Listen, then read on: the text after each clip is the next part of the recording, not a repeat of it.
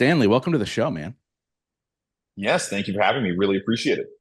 Yeah, I'm excited to dive into your journey, what you're doing, and what the company you're working for is working on is fascinating to me. Um, to create sustainability within our food systems and make it more affordable and make it easier access is absolutely unbelievable. What I want to talk with you first is kind of tell me a little bit about your story, kind of who are you now, and then we'll unpack how you got there. Yeah, absolutely. I appreciate that. Yeah, I grew up one of five brothers. My father's an engineer, so we all could major in anything we wanted in college. It could be electrical engineering or mechanical engineering or civil engineering or computer engineering or any range of engineering that you can imagine. I majored in as an undergrad computer engineering, went in the software industry, and then at that time, I mean, this is back a few years ago. Software industry was a real big thing in Seattle. And I was kind of taking off. Career was going well. My father called me and was starting this company, spinning it out of his other company called Cedron, with a focus on water sanitation and really recycling and recycling using market dynamics. And he said, you know what? There's no money in software. Nobody's ever made money in software. No one ever will make money in software. Where you can make the real money is in biosolids and manure. And I said, you know what? You're right. So I joined Cedron, and it's been an absolute wild ride since then. Really around building a company where it's environmentally and financially sustainable. And I think this is a really, really important thing because if somebody can make money being an environmentalist, every person on planet Earth will be an environmentalist. And that's really how we can solve, because I think everyone knows that there are environmental problems. And what we have to do is find out creative, market driven ways to monetize solving those environmental problems. Yeah, I think that's a fascinating way to put it because when you think about it, like if people are making money, they're like, I'm all in on this, right? Like it's such a fascinating thing. Like if we can do this and help the environment at the same time, I'm all in because as long as I'm making money. Because a lot of times when you get super clean and you're working through it, it becomes more expensive, right? Talk a little bit about the technologies you guys are working with Cedron, just so my audience understands what you guys are creating right now. Yeah, absolutely. The core technology, actually, I'm going to take a quick step back. So, Cedron right was spun out of this aerospace firm called Janicki Industries that my father owns and founded. Originally with funding from the Bill and Melinda Gates Foundation to develop technologies for them in developing countries. And most people think of water and sanitation as a solved problem here in the States. You flush the toilet and the problem goes away. But that is half the problem, right? Like it's actually beyond that where you get these issues, whether it's nutrient pollution, whether it's a carbon pollution, whatever it is, right? There's real problems there. And then there's also the whole food supply aspect of this, right? So much of your animal-based proteins have that whole manure side as well. And so when you look at that, you can say, hey, one mega dairy farm in the Midwest can make as much manure or as much solids as an entire large city. So looking at it from that Wow. perspective, you have to say, how can we solve those things? And that initial funding from the foundation really introduced us to those problems and allowed us to develop a core technology to tackle a wide range of issues. Imagine if it's a Swiss Army knife of recycling of liquid waste. We developed a Bar system. And what this does is it takes any sort of liquid waste in, whether that's manure, which is animal waste, or biosolids, which are human waste, or other various sorts of liquid waste streams, such as distillery waste, and produces three products: clean water, dried pathogen-free solids, and a solution of low boiling point constituents, which generally speaking in the wastewater space is ammonia. And what people don't realize is ammonia is the number two most produced chemical in the world. And here's the even crazier part. 3% of worldwide greenhouse gas emissions are used to create ammonia specifically for fertilizer. And so we're capturing ammonia that would have gone into the environment and displacing fossil fuel derived nitrogen. It's incredible.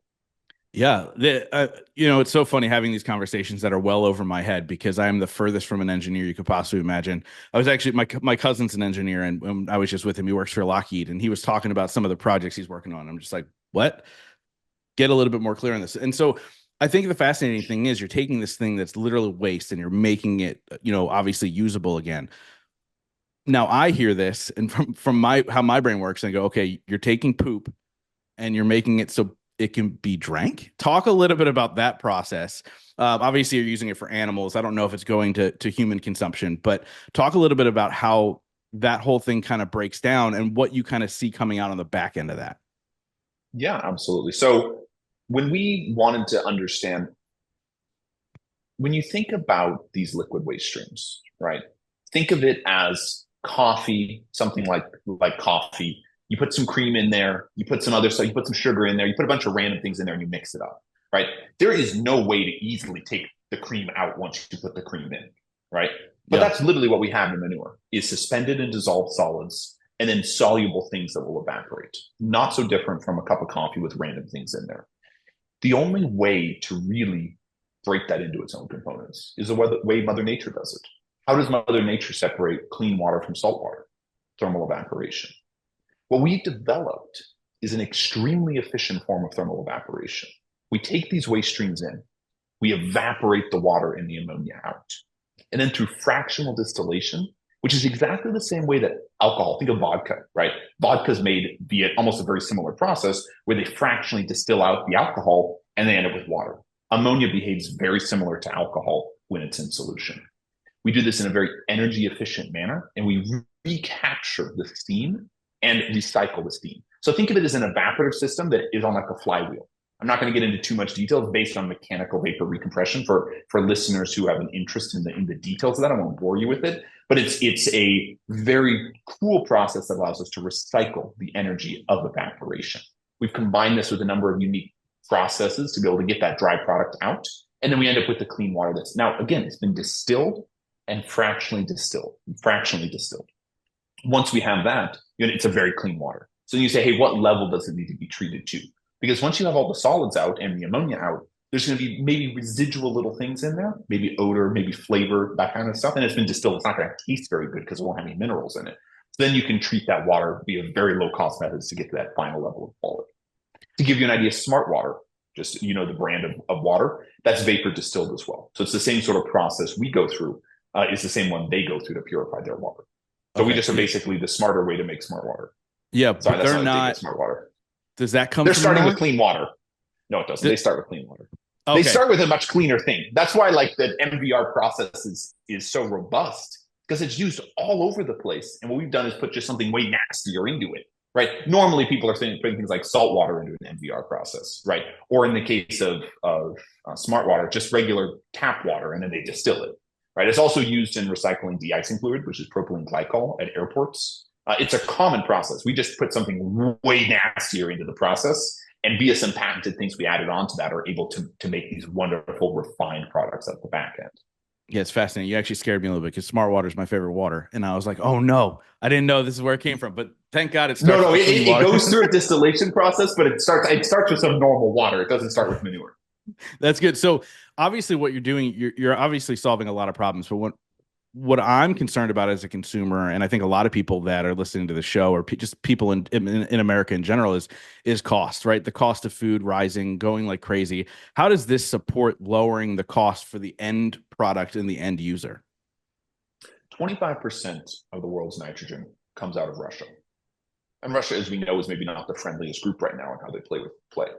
And what you've seen is one of the biggest input costs of the food production cycle is nutrients, fertilizer.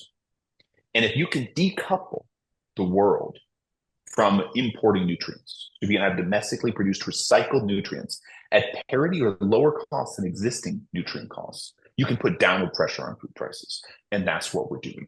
This is a huge thing I want to make sure we're fully aware of here. You know that 3% of worldwide greenhouse gas emissions I mentioned before to make nitrogen fertilizer? 3 to 6% of worldwide greenhouse gas emissions are to run wastewater plants. You know one of the most energy intensive things in wastewater treatment plants? Destroying nitrogen.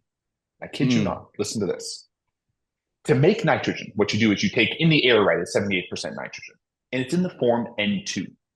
Plants cannot consume N2. So there's this process called the Haber-Bosch process where they take basically through cryogenically chilling the nitrogen and combining with natural gas, they make NH3. And that's, again, an insane greenhouse gas impact. They take that NH3 and they make fertilizer out of it and they make their plants. You eat the plant, goes into your wastewater plant. The nitrogen's still in that plant, right? It goes into your urine and it goes out. Goes to the wastewater plant. What does the wastewater plant do? Instead of harvesting that nitrogen, they run it through a process known as nitrification, denitrification. And they take that NH3 molecule and they turn it back into an N2 molecule. So there's 3% of worldwide greenhouse gas emissions that make NH3. And there's a further 3 to 6% that make N2 out of NH3. that is a broken process. And so the core piece of our technology is closing that loop and Mhm. recycling that nitrogen, both from an environmental standpoint and our cost of production for a pound of nitrogen is less than the Haber-Bosch process. So if we can do Wow. it less expensively, if we can recycle it for less money, then to synthesize it, that is how you solve the problem. And what do you see long term how this affects our, our environment and everything? Like what are you guys projecting out further and how this can really kind of change the future of this planet? Yeah, so we see people talk a lot about greenhouse gas emissions being a problem, and they're a huge, tremendous problem, and we all know that. But something that is more regional, yet is becoming a bigger problem, is what's referred to as eutrophication or nutrient pollution. This is when you get things like nitrogen, phosphorus, potassium in the waterways, because the waterways aren't designed for it. So what happens is you get these algae blooms. Algae blooms are caused by what's called nutrient runoff and then eutrophication. So whether it's in Lake Champlain up in Vermont, whether it's in the Great Lakes, I'm sure people have seen the horrible algae blooms that popped up in Florida a few years ago. All of that comes from basically land application of biosolids. Mm. Biosolids is human waste. And the reason is biosolids come out of this wastewater plant as basically a slop. And it's basically equal parts phosphorus, nitrogen, and potassium. The issue is plants don't need equal parts phosphorus, nitrogen, and potassium. Every plant needs a different ratio of products. And so what ends up happening is people apply them for one or the other constituents and end up with too much of the other one. So the other thing that we're doing is we separate those into nitrogen and phosphorus, allowing us to precision apply those products. Or better yet, take those biosolids, put them into something concentrated, and use them as fuel for a cement kiln or something similar. And again, Yeah. that's displacing fossil fuels that go into a cement kiln. So what we see is that it's a multifaceted approach to solving multiple issues from an environmental standpoint and from a societal standpoint, right? People don't realize, again, that there's this insane upward pressure from imported fertilizers. Domestic fertilizer production will put a cap on those upward pressures. Yeah, so obviously you're sitting there in your office in your brand new facility, and I want to get there. We'll talk about the facility and what you guys have built out and what you expect to see going further. But you have the American flag behind you. This is obviously a huge win for our country and for our economy and everything. And obviously, Trump coming in saying, "Hey, I want to bring everything in house." This is a great way for them to do it. Are you working with the government in any way, shape, or form in order to move this forward? So we absolutely are. But one thing I will note, so it's all domestically manufactured and produced. So we have manufacturing facilities in the Pacific Northwest and the Midwest that actually build these systems. We have engineers in a number of states. It's an incredible domestic manufacturing story.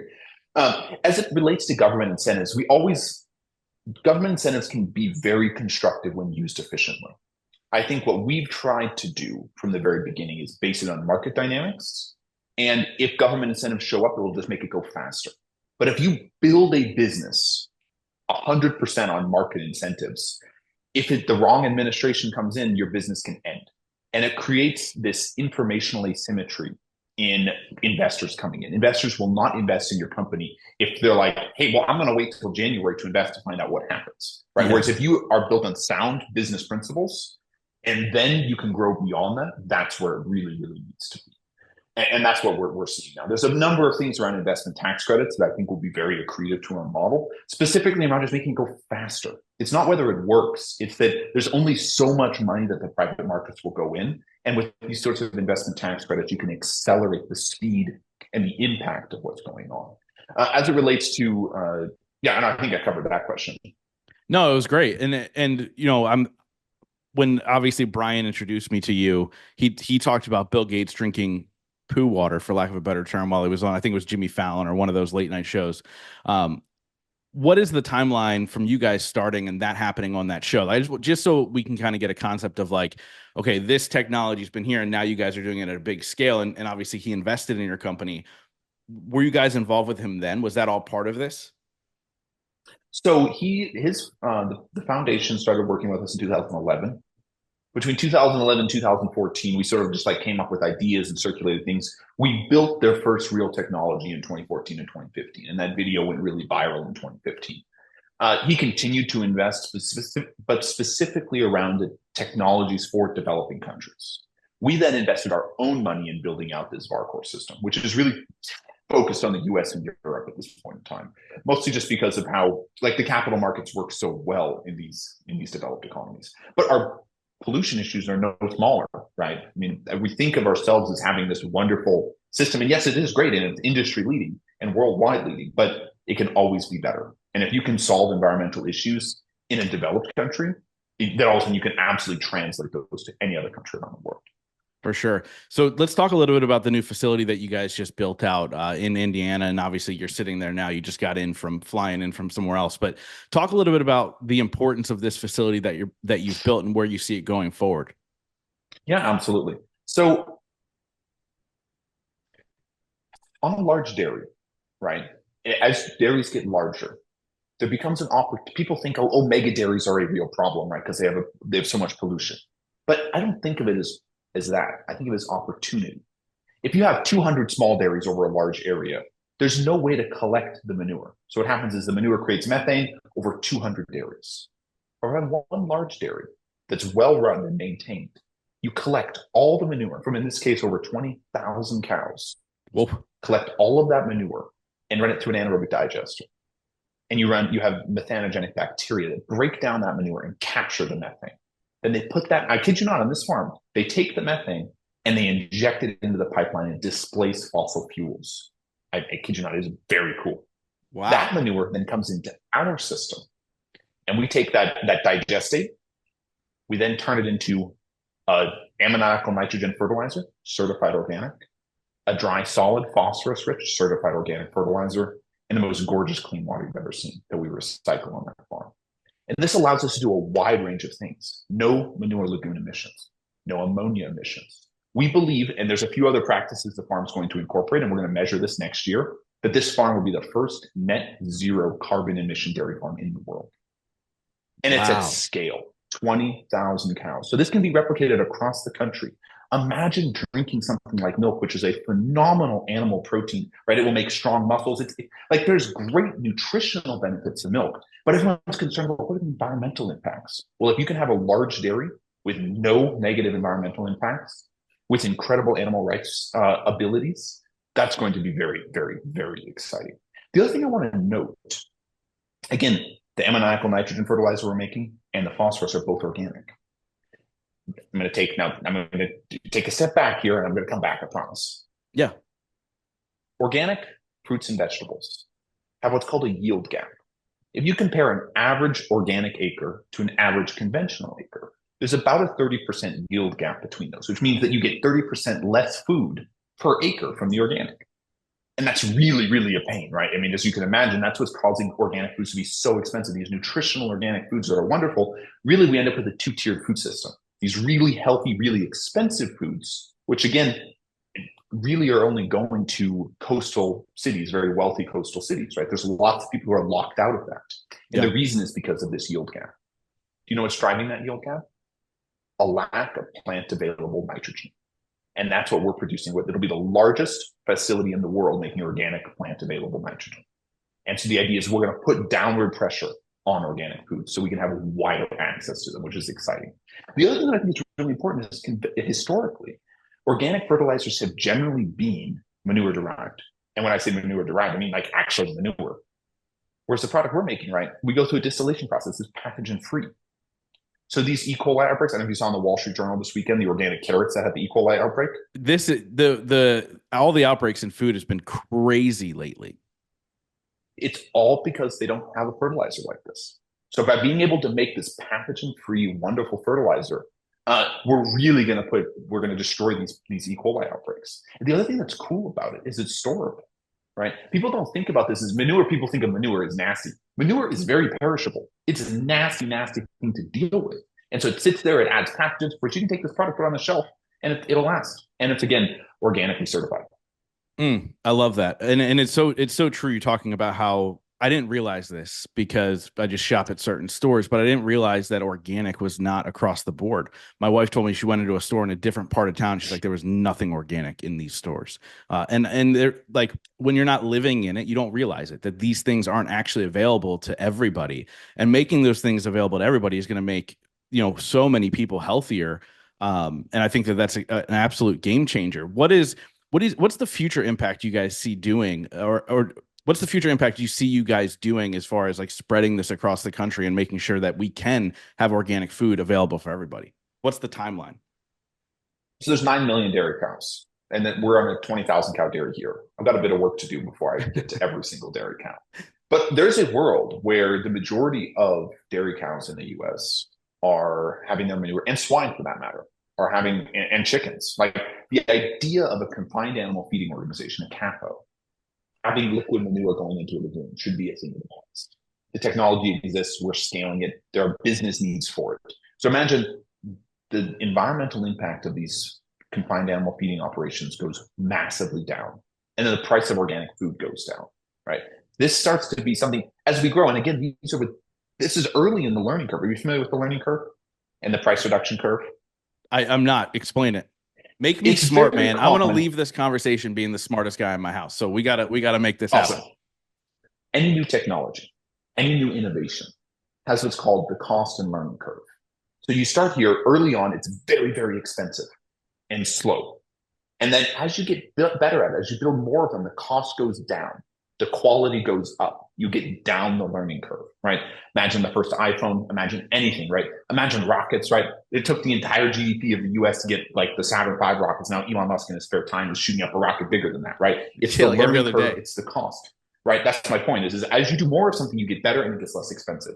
This is our first large scale installation. Imagine 5 years from now when we have 50 of these things running, where those costs are going to be at, where the scale is going to be at, and impact, right? In the performance, right? You keep getting better every time you do more of something. How can somebody make sure they're receiving food that's going through this process? Is there a way to know? That is something we're working on actively.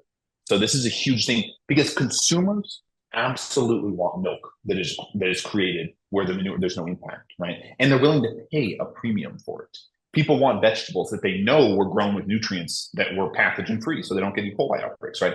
So we're working behind the scenes with the CPG companies, the consumer packaged good companies, on how can they have a verification process to be part of this. Because I mean, honestly, we should be in a spot where milk is not creating an environmental impact, and we can get there, and we know we can get there.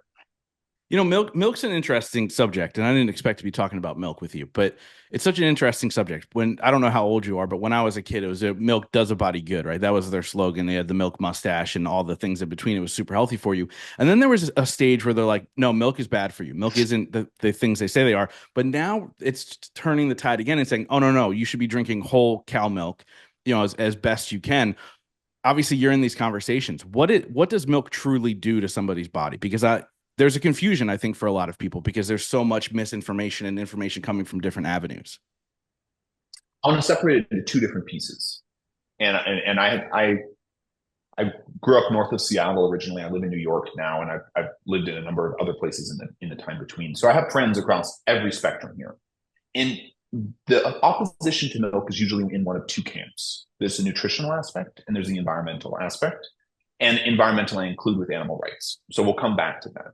From a nutritional standpoint, I actually think it's fairly clear cut, right? When Mother Nature made the world, there's one thing that can sustain a mammal all by itself, and that's milk, right? There's no other food that you can consume 100% just that and be fine, Yeah. right?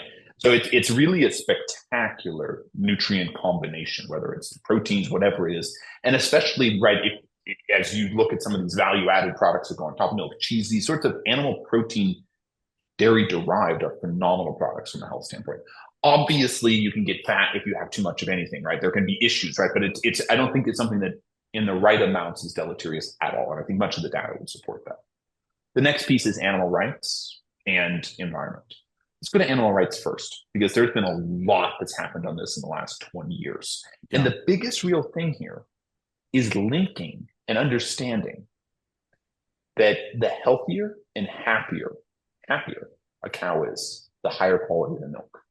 Wow. So as soon as you make that connection, you realize that dairy farmers are capitalists, right? They have to make money on their farms. So if they have a happier, healthier cow, they can make better milk. They can sell for a higher value into value-added things like cheeses, yogurts, that sort of stuff.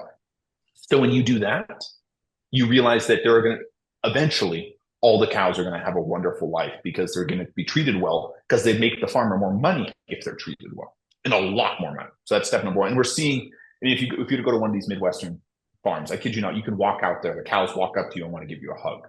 It's the most gorgeous thing in the world. These That's are cool. super healthy, comfortable cows. And then there's the environmental aspect. And I think if you went back 20 years, you'd be like, the industry could get better. And today, with these large methane digesters that are going in that are displacing fossil fuels with technologies like ours that are going on, and again, solving the greenhouse gas emissions. And then there's also groups like Elenco that are making something called Bovaer, where it's enteric emissions, right? Cows belch methane, actually. Yeah. And so being able to reduce that, right? There's all these things that you can combine to get this net zero farm. And that's where the industry is going. So I really would split it into three pieces. And I think that what you'll learn is if you go talk to a large dairy farmer, or any dairy farmer for that matter, there's, at least all the ones I've met with, there are two things above everything else. Yeah, sure, they're a capitalist, but they are also absolutely an environmentalist and absolutely an animal rights activist. That's the thing that's surprising is that there's such a disconnect. Yeah. So I wasn't planning on talking about milk either, but there's my dissertation on milk. I don't know if you have other thoughts on that. No, I think it's a fascinating concept, and what you guys are doing, you're making it, like you said, more sustainable, healthier, better for everybody across the board, and you're leading this charge, right? Now, obviously, you said, however many years from now, you have 50 of these. I know you guys sit down and do projections. Like, where do you see this company in 20 to 30 years as far as coverage in this country, and how you can help all of these dairy farmers? It's beyond dairy. I want to clarify. Human waste as well, right? There's more humans than there are dairy cows. A Yeah. lot more.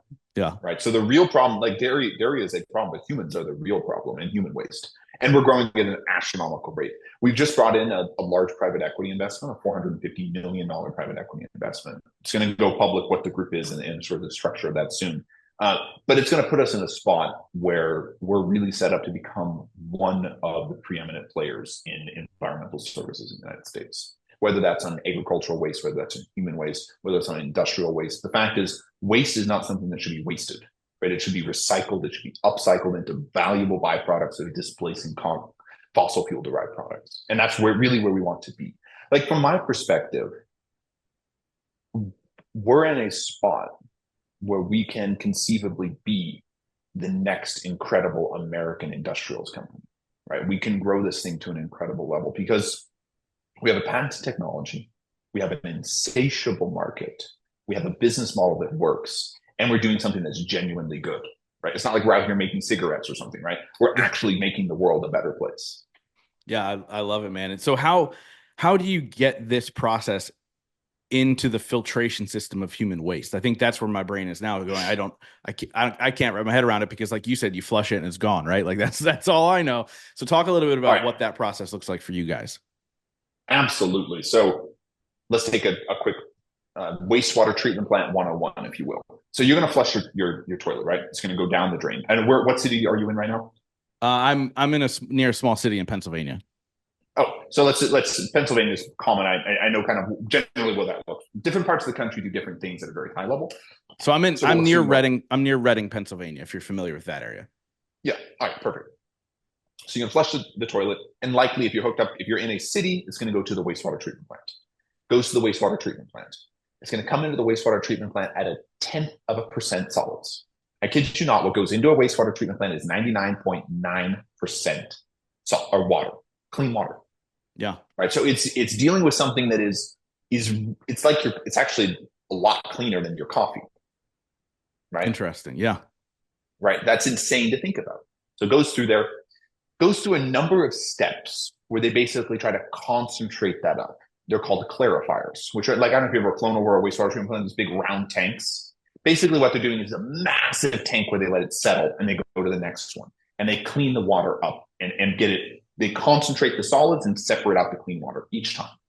And they'll go from that 0.1% solids to 3 or 4% solids.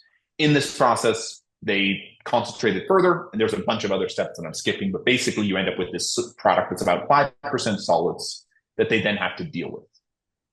That they can either turn it into a cake, they basically put Jello, turn it into Jello, and truck it out and throw it on a field. I kid you not, that's what they do. That's or crazy. They send it somewhere else, and that's the state of the art today. What we do is when it would go to that Jello phase, they send it to us. And that's a common place. It's called the solids treatment train at a wastewater treatment plant. That's what could go to us.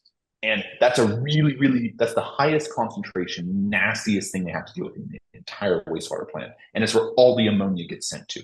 And that's where we can capture it and recycle it. I love that, man. I love it. So I want to ask you a question. I ask every single person on the show. It's going to be shifting a little bit. Obviously, you're one of the leads in this company, and you're growing this thing to massive, to a massive size. You're going to change the world, and I would consider that a success. Everybody I've ever interviewed on this show is successful in their own right. So I want to ask you this question. It's a two-part question.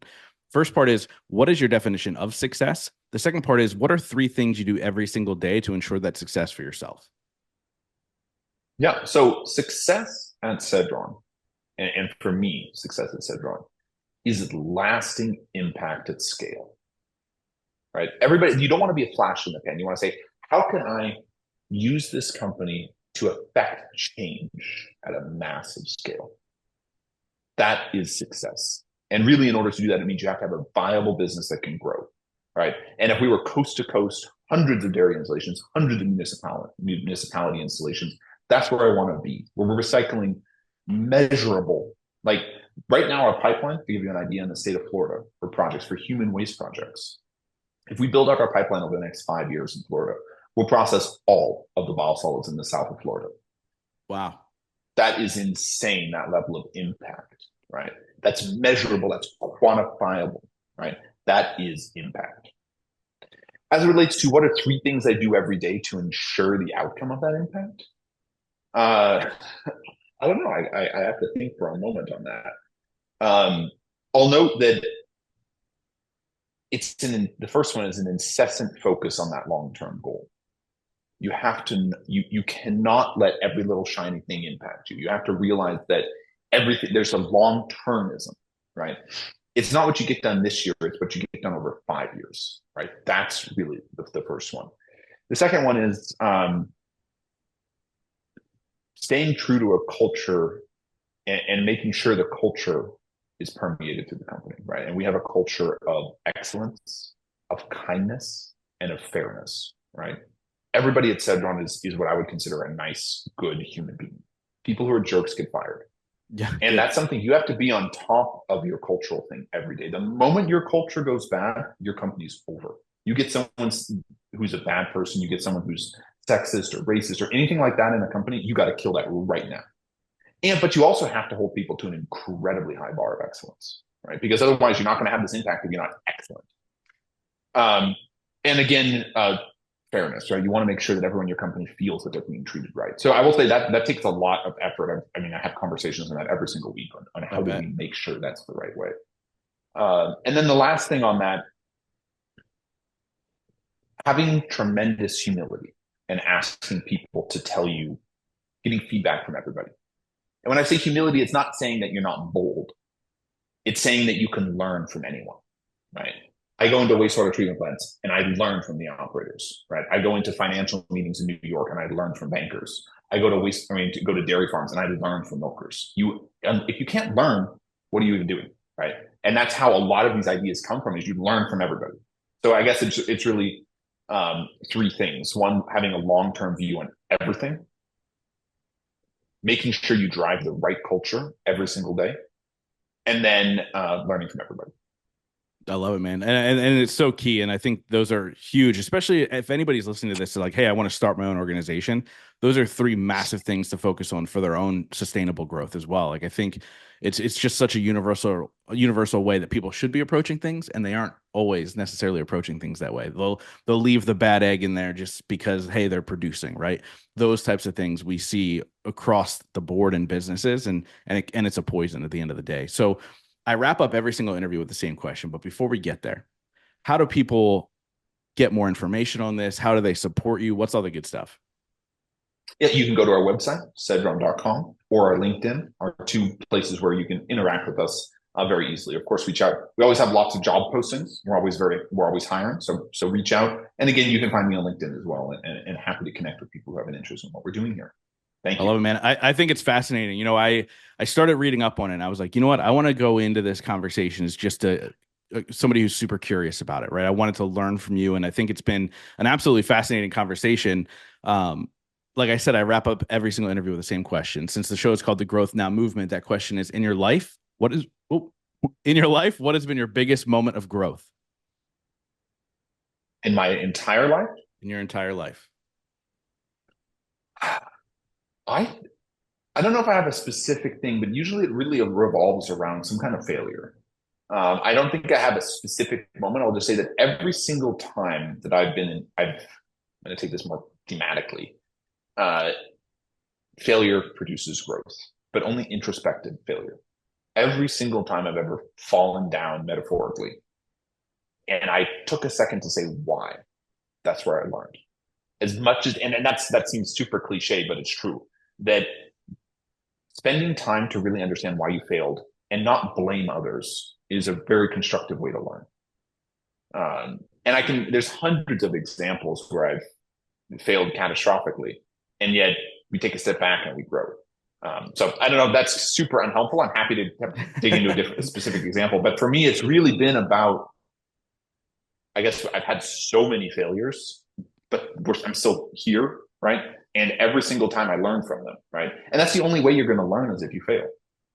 Yeah, I love it, man. Stanley, thank you so much for coming on the show and sharing this process with my audience. But more importantly, thank you so much for truly focusing on, making that sustainable impact in the world and truly executing on it. Not enough people are doing that to change the world, man. So thank you so much. Oh, I really appreciate it, Justin. And thank you for having me on here. This has been a great opportunity, a wonderful conversation. Let's stay in touch and hopefully you can come if you're ever out in Indiana, come tour one of our facilities. It'll be exciting. Definitely, man. I think it'd be cool.